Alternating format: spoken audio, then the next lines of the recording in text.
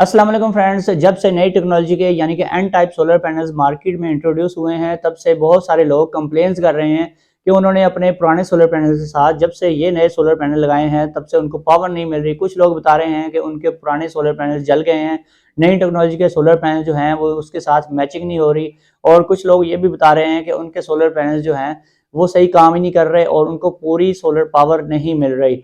तो जब से नई टेक्नोलॉजी के सोलर पैनल्स आए हैं, उससे पहले कुछ लोगों ने क्या किया था कि उन्होंने पुराने सोलर पैनल जो पुरानी टेक्नोलॉजी के यानी कि पी टाइप के सोलर पैनल थे, उन्होंने वो थोड़े-थोड़े लेकर लगा लिए थे और सोचा था कि बाद में इसको अपग्रेड करेंगे।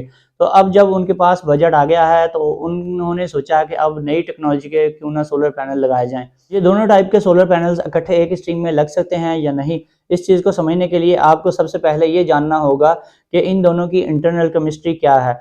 जो पी टाइप और एन टाइप है, इनमें जो मेजर डिफरेंस है वो इनमें होल्स और इलेक्ट्रॉन्स की डेफिशिएंसी और इसकी प्रेजेंस का डिफरेंस है। और इसकी इलेक्ट्रॉन्स की जो फ्री इलेक्ट्रॉन्स की जो स्ट्रेंथ है उसका डिफरेंस है। तो इसमें जब रेक्टिफायर लग जाते हैं, जैसा कि आप जानते हैं जो भी सोलर पैनल्स हैं दोनों टाइप्स के, उनमें रेक्टिफायर्स ही यूज़ होते हैं जो कि हमें आउटपुट प्रोवाइड करते हैं। तो रेक्टिफायर जो होता है ये वन वे गेट का काम करता है। ये एक पीएन जंक्शन गेट होता है जिसमें एक तरफ सिर्फ ट्रैफिक फ्लो हो सकती है इलेक्ट्रॉन की। तो इसमें क्या होता है कि रेक्टिफायर यानी डायोड का काम ये होता है, इसने पॉजिटिव टर्मिनल पे पॉजिटिव आपको प्रोवाइड करना है, वहाँ से वो पॉजिटिव या दूसरे पैनल्स के अगर पॉजिटिव भी आ जाएँ तो वो वापस पैनल के अंदर नहीं जा सकते।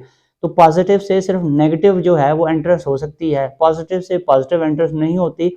और इसी तरह से जो नेगेटिव जंक्शन होता है या जो नेगेटिव टर्मिनल होता है, वहाँ से नेगेटिव जो है वो इंटरनली उसमें इंटरफेयर नहीं कर सकते। एक सोलर पैनल के जो इलेक्ट्रॉन्स हैं वो दूसरे में इंटरफेयर नहीं कर सकते। वो तभी इंटरफेयर होता है जब नेगेटिव टर्मिनल के ऊपर आप पॉजिटिव का करंट देंगे, तो फिर वो क्रॉस होंगे आपस में। तो इसमें जो मेन डिफरेंस है वो ये है कि इसकी इंटरनली जो केमिस्ट्री है वो चेंज है दोनों पैनल्स की, लेकिन जो इसकी आउटपुट है दोनों पैनल्स की आउटपुट है वो डीसी है और सेम है। और ख़ास तौर पे जो चीज़ आपने मोस्ट इम्पोर्टेंट देखनी है वो वोल्टेज सेम हो या ना हो। सबसे जो मोस्टली इम्पोर्टेंट चीज़ है वो आपने वाटेज देखनी है, और वाटेज डिपेंड करते हैं एम्पेयर्स पे। यानी कि आपने सिर्फ और सिर्फ एम्पेयर्स देखने हैं।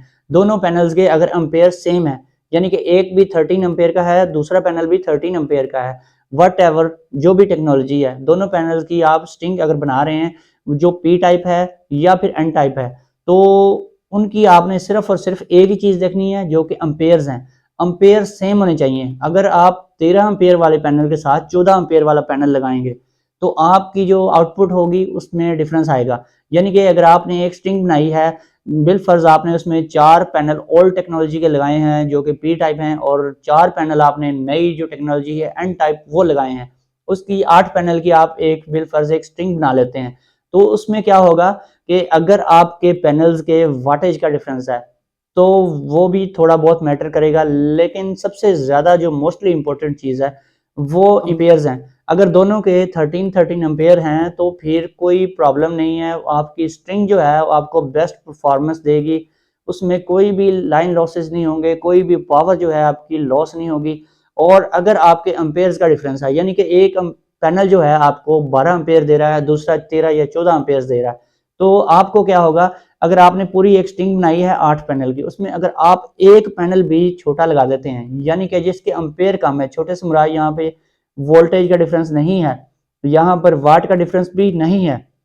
छोटे से मुराद ये है कि एक कम एम्पेयर वाला सोलर पैनल आप लगा देते हैं एक पूरी स्ट्रिंग के अंदर, तो यानी कि एक स्ट्रिंग आपने बनाई है 13 एम्पेयर के सोलर पैनल्स की, उसमें एक छोटा पैनल आप लगा देते हैं जो कि 10 एम्पेयर का है। तो क्या होगा, तो आपको ओवरऑल जो स्ट्रिंग है वो 10 एम्पेयर ही प्रोवाइड करेगी, आपको 13 एम्पेयर कभी भी नहीं मिलेंगे, 10 से ऊपर वो जाएगा नहीं। अगर बहुत ज़्यादा यानी कि बहुत ज़्यादा जून जुलाई का महीना होता है और आपका लोड भी बहुत ज़्यादा होता है, आपने बहुत ज़्यादा लोड डाला होगा, तो क्या होगा, उसमें यही होगा कि जो आपका कम एम्पेयर वाला सोलर पैनल है वो डैमेज होने के उसके बहुत ज़्यादा चांसेस होंगे, वो हीट अप हो सकता है और उसके ऊपर बहुत ज़्यादा लोड आएगा, क्योंकि उसके अंदर से वही 13-14 एम्पेयर गुजरने हैं जो बाकी बड़े सोलर पैनल्स में से पास आउट हो रहे हैं। तो छोटा पैनल वो होता है जिसके एम्पेयर कम होते हैं। अगर आपके सारे पैनल्स जो आपने एक स्ट्रिंग में लगाए हुए हैं सेम एम्पेयर्स वाले हैं, तो आपको मैक्सिमम रिजल्ट मिले। तो आपको किसी चीज़ की कोई टेंशन नहीं होनी चाहिए कि आपको रिजल्ट इस वजह से पूरा नहीं मिल रहा। इसमें एक और चीज़ भी आपने देखनी है, अगर आप कुछ सोलर पैनल्स एक कंपनी के यूज़ कर रहे हैं और बाकी सोलर पैनल्स दूसरी कंपनी के यूज़ कर रहे हैं और सबको एक ही स्ट्रिंग में आपने कनेक्ट किया हुआ है, तो फिर भी इसमें कोई भी टेंशन लेने वाली बात नहीं है। फिर भी आपने एम्पेयर्स ही देखने हैं, सब सोलर पैनल्स के एम्पेयर देखने हैं, चाहे वो पी टाइप हो या एन टाइप हो या उनकी कंपनी चेंज हो, ठीक है। चाहे लॉन्जी को आप कैनेडियन के साथ लगा दें या कैनेडियन को आप जिनको के साथ लगा दें या ट्रीना के साथ लगा दें, किसी भी टाइप के सोलर पैनल्स को आप एक स्ट्रिंग में लगा सकते हैं। अगर एम्पेयर सेम होंगे तो आपकी जो स्ट्रिंग है उसमें इक्वल करंट फ्लो होगा और आपको एक जैसा रिजल्ट मिलेगा। यानी कि आपको इस चीज़ की कोई ज़रूरत नहीं है कि आप सेम कंपनी के सोलर पैनल लगाएं, आप जो है सेम वाटेज के भी लगाएं। कोशिश किया करें कि वाटेज सेम हो। अगर कुछ लोग 545 वाट के सोलर पैनल्स को 575 या 585 वाट के सोलर पैनल्स के साथ भी कनेक्ट कर देते हैं, तो इससे कोई हर्ज नहीं होगा। अगर आपके दोनों टाइप्स के सोलर पैनल्स के एम्पेयर्स सेम हैं, तो आप 545 वाट का सोलर पैनल 575 या 585 वाट के साथ भी कनेक्ट कर सकते हैं। इससे कोई भी प्रॉब्लम नहीं आएगी, चाहे वाटेज का डिफरेंस है, लेकिन अगर एम्पेयर सेम है तो कोई प्रॉब्लम नहीं आएगी। दोस्तों ये थी आज की वीडियो को लाइक एंड शेयर करें। चैनल पर नए आए हैं तो चैनल को सब्सक्राइब कर लें। फिर मिलेंगे एक नई वीडियो के साथ। ओके, अल्लाह हाफिज़।